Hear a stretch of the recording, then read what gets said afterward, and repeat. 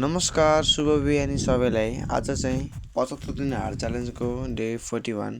Day 41 को दिन leg र एफ स्कोरको रहेको हुनाले लेगको लागि नर्मल स्क्वाट 15% 3 सेट, डम्बल सोमो स्क्वाट 15% 3 सेट, वाकिङ रेज अनि क्याफ रेज र स्पिड स्क्वाड र एफको लागि क्रन्चेस, लङ लेग रेज र बाइसाइकल क्रन्चेस अनि फ्ल्याङ्क र वर्कआउट पछिको लेग र एफ्सको कन्डिसन।